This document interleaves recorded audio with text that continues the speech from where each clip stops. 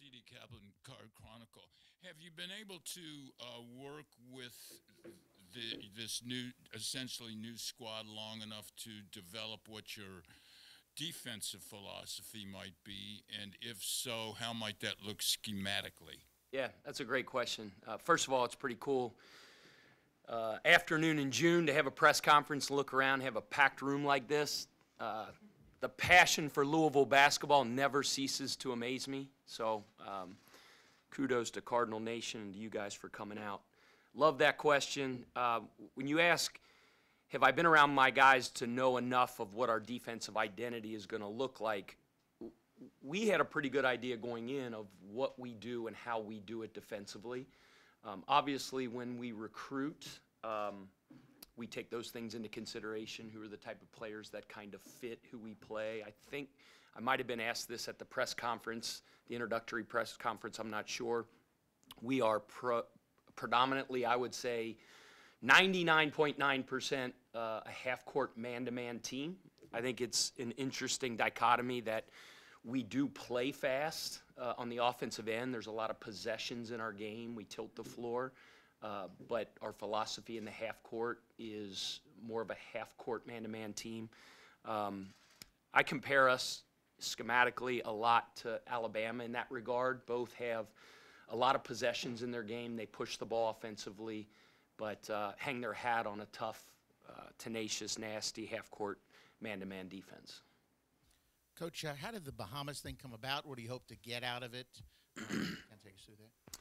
Yeah, first of all, tip of the cap to our administration for making this happen in a very, very short turnaround, because it's not something that was planned on.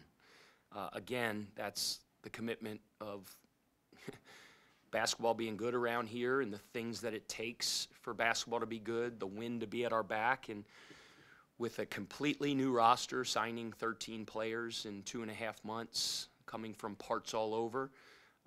You're limited in a lot of ways in terms of the NCAA rules in the amount of time you can be on the floor with your players per week.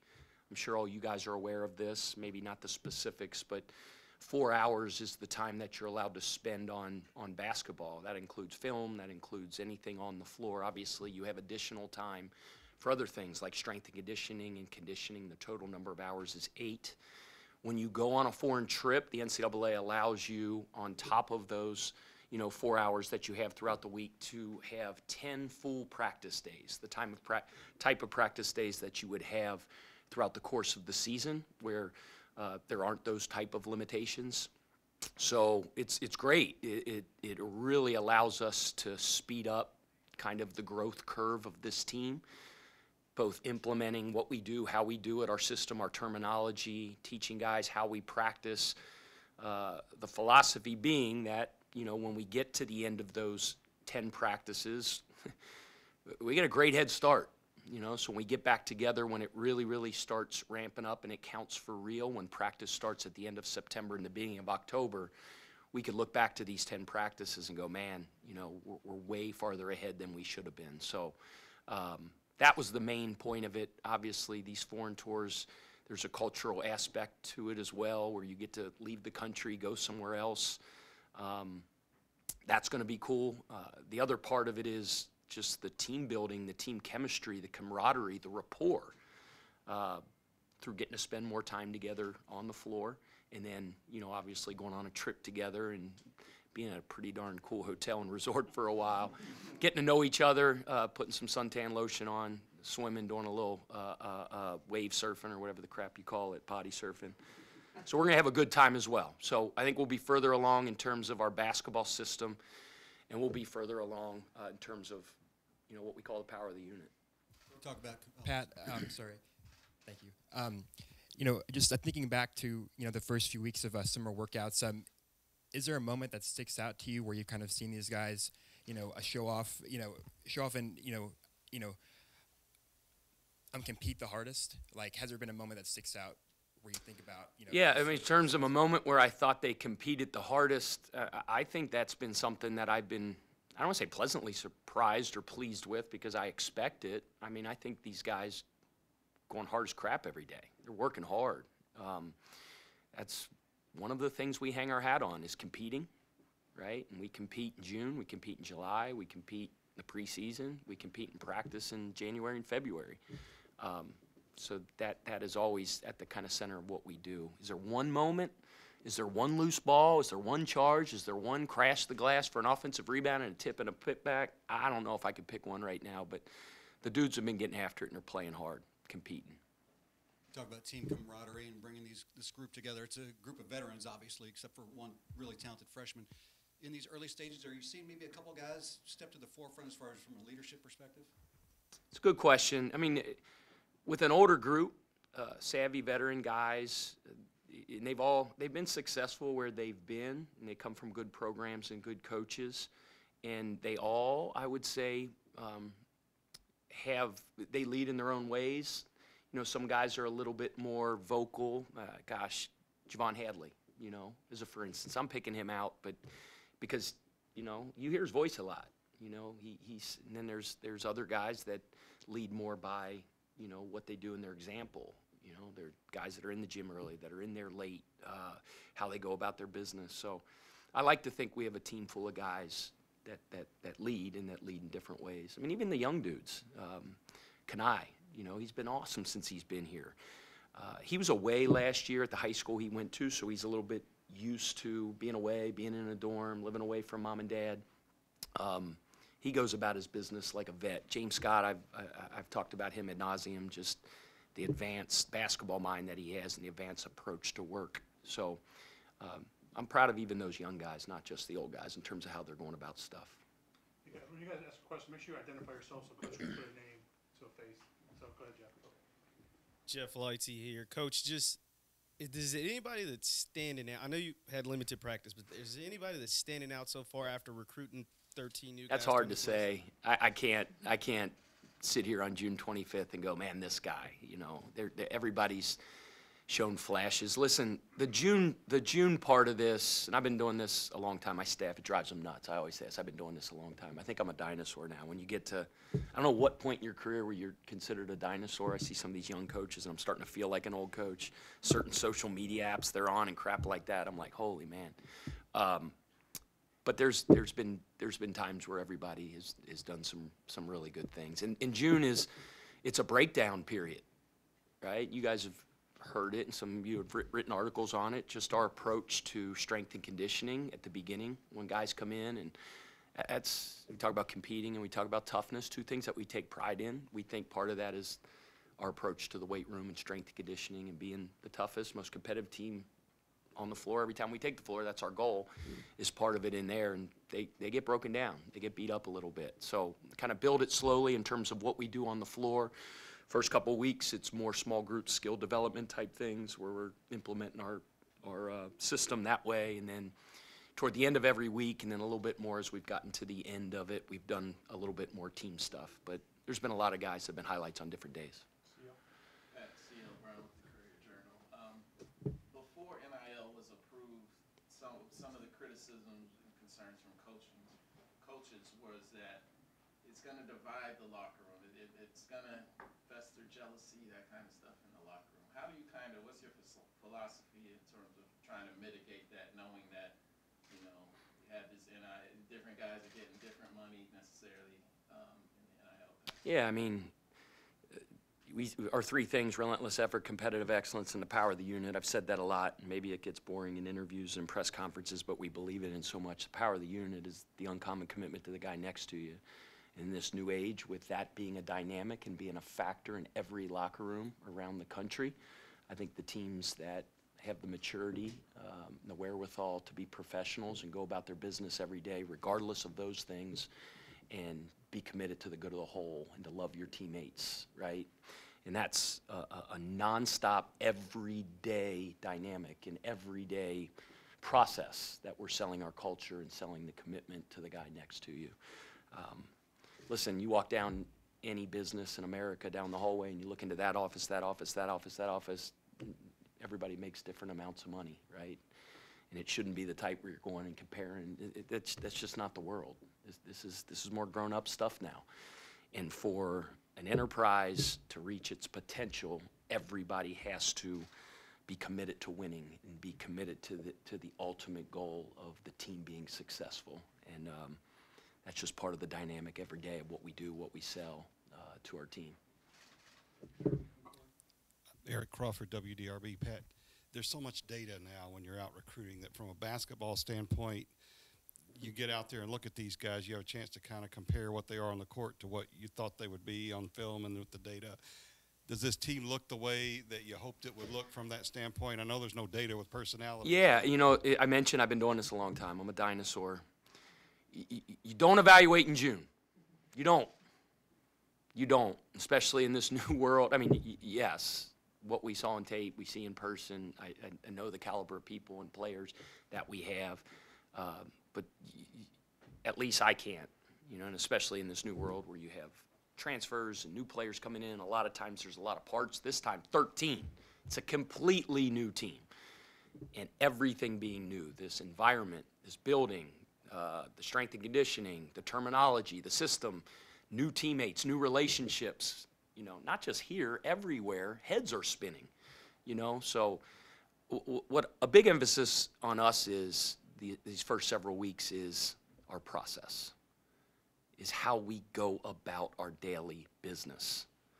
The attention to detail and the excellence in the weight room every day and each repetition in the thing. When we go to practice, the energy we have to bring, the attention to detail. This is how we do it. This is our process. This is our process. And if you can be very, very consistent with that, I believe, throughout the course of not just a few summer weeks, not just 2 summer months, not just 3 or 4 months, but if you can stay consistent till the final buzzer sounds, you know, good things happen. The outcome takes care of itself. And through adversity, through the ups and downs of a season. So I'll be able to let you know, heck, not even at the end of the summer, maybe not even after the Bahamas. There's always that time when it's like, here we go.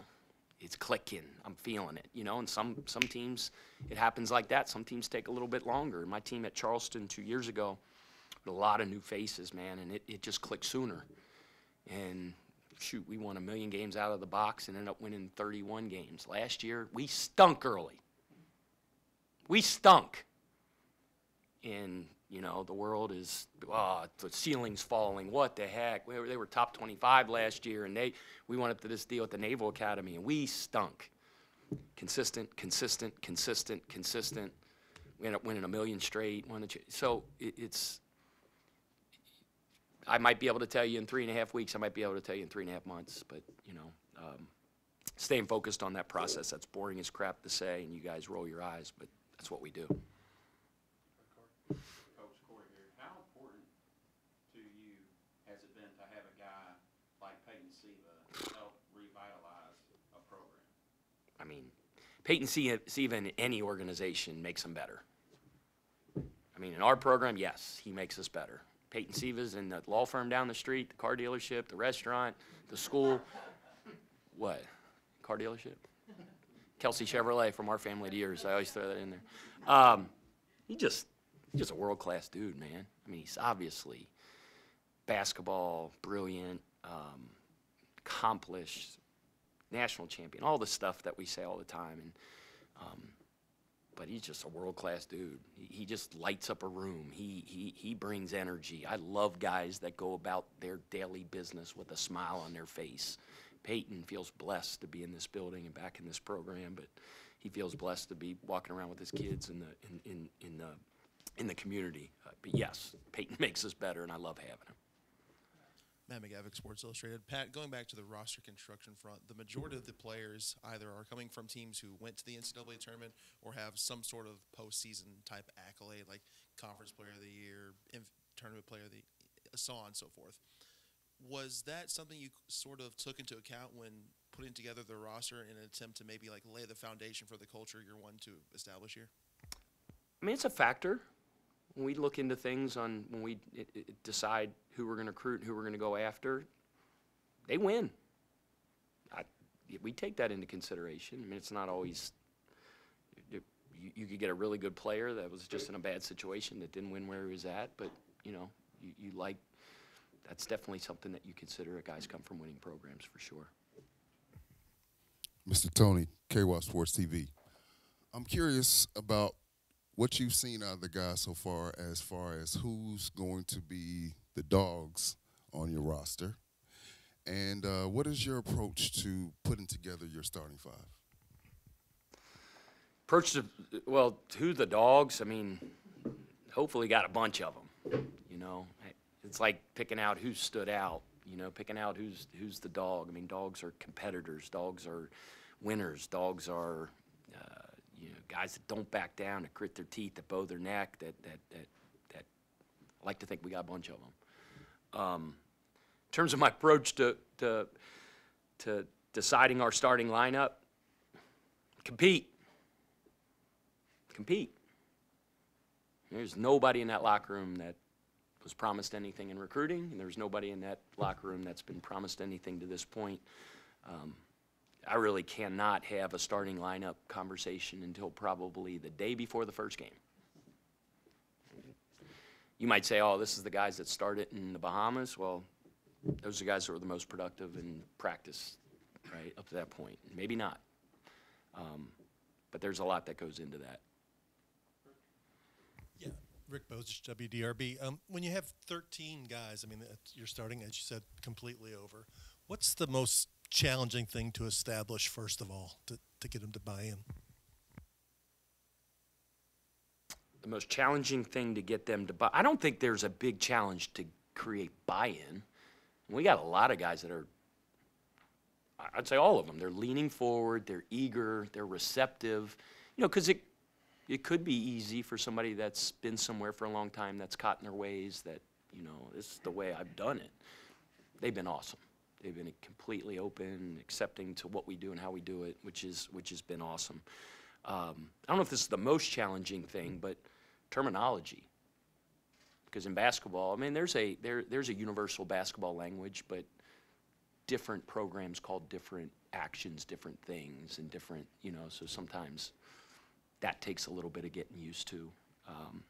And then just not only, I mean, I feel like our guys are doing an unbelievable job of bonding off the court, right? I mean, you just, whether we do team functions, just them hanging around, there seems like there's a great rapport, but then there's a rapport that has to be built over time on the floor. You know, especially guys that have been in a certain program for a long time and kind of know when this guy yings, I yang, and when he zigs, I zag. And part of that is a process that will take some time as we go through the rest of the summer and into the preseason. Last 4 questions, guys who have mics. Tim, then Ken. Tim Sullivan, Parts Unknown. 2 questions. One, this basketball program is dependent on for revenue in this athletic department, and you as a coach are also kind of a public figure, more than kind of. Are you getting spread too thin at all in the demands of trying to be that public personality? And the second question is, what's the story on the tattoo? I'm trying to think which one I want to answer first. The first part of the question is, are you getting spread too thin? I've said this, I think at my press conference, I can't remember, but somebody told me in business a long time ago that you don't have to be the smartest one in the room, but it's helpful and you better own the smartest room. I got a smart room. I got unbelievable support staff around me, right? You talk about fundraising, and if you mention that, but meeting people and cultivating relationships, people that we have in this department that do that and make it conducive for me within my schedule. Like, you have to meet with this person. Boom, that person's in my office this morning at 9 a.m. I can't tell you who it is. And man, I enjoy that. I love building relationships with people and interacting with people. It's one of the things I'm passionate about. But they do a great job of, they're like point guards, man. They set the table for me. They're great assist guys. And it's important for me, like all basketball players do, when somebody throws you a great assist, you got to point to the passer, and that's what I'm doing right now. I'm acknowledging the help that I have. The people that, man, Steph, who's my executive assistant, unbelievable. You know, you see Lottie back there, you see Rocco, you see, so no, I think the support that I have and the way that people look out for me and value my time and know what the most important things that I have to do and then lead me in that direction, and I trust them implicitly, it's allowed me to focus on right now what's most important, and it's those young men over there in that locker room. But trust me, man, I know there's 1,000 plates that I have to spin. I know the significance and the importance of basketball being successful at this university and how that impacts the rest of the city. I'm well aware of that. But I think the people that are in place to help me has made that job much, much easier. Oh, the tattoo? I mean, it was late in life. My daughter, like, I walked in and she was like, "Who are you? Like, what in the heck has happened?" She was crying. At Winthrop a couple years ago, I told the guys, if we go to the tournament, I'll get a tattoo, and if we go to the Sweet 16 this year, I think it was 21. It was the year we came here and played in the bubble thing with DJ Burns was on our team and Chandler Baldwin. We had a really, really good team. And I said, if we go to the Sweet 16, I'm getting a sleeve all the way down here. That's what I told him. And we went to the tournament, so I got it. We didn't go to the Sweet 16, so here's it at. So I don't know what it's going to take at Louisville for me to get the sleeve. Josh Hurd right now is crapping his pants hearing me say that. So we'll jump off that bridge when we cross it. Kent Taylor, WLKY. You mentioned, you talked about some of the outside things you have to do. Earlier this week, you sent out a video to season ticket holders. Yeah, man, I'm glad you mentioned that. Renewals are due here coming up on July 1st. Make the case July for people 1st, like, you know, it's, you know, people's hard-earned dollar or hard-earned, you know, and they have a lot of choices in today's day and age. I mean, obviously, in this town, I know how important basketball is, and I know the passion that people have for it, and I know it's been a little bit of a tough time here recently. But, you know, I would passionately convey to the people of this town to give us a chance and give this team a chance. Can't make promises in life because you can't always, but the thing I'm going to tell you is it's going to be a team you're going to be proud of. So, yeah, July 1st, a big, big day. People that are listening out there, you know, give Louisville basketball a chance again. And then, you know, the other thing is you mentioned the NIL world, how important, right, NIL is, and the 502 circle and the guys over there, man, they work their tails off. And for our fan base that's listening out there, y'all know how important that is. And we ask people to step up, and y'all have stepped up. And we need you to continue to. You know, people say all the time, like, you know, I love Louisville basketball. I think the thing that we're asking you to do in the 502 circle in the NIL space is to show your love, right? And everybody's in different situations, depending on, you know, what your financial situation is. But contributing to that is a big, big deal. That's the lifeblood of collegiate basketball. And like I said, those guys are working their butts off, and we're very, very lucky to have them here in Louisville as a part of what we're building. So thank you for those that have, and I'd ask you guys to continue to consider being a part of that initiative. Yeah, Brooke Sultan again from the CJ. Did I cut someone off? I'm sorry, Kendrick. What did we say before? It was 22,000 people. Everybody gave $100. That's $2.2 million. I'm not the smartest guy in the world, but not that anyway. So when we spoke last, I guess just several weeks ago, you mentioned, you know, that Michael Cassidy has a bunch of, you know, he has like, you know, just like books upon books of, you know, like your offensive system. I'm just wondering, you know, how much do you plan to get those installed, or, you know, do you have an expectation for, just how far along? Great question. That's an awesome question. No, the installation process takes a while, and it evolves throughout the course of the season. The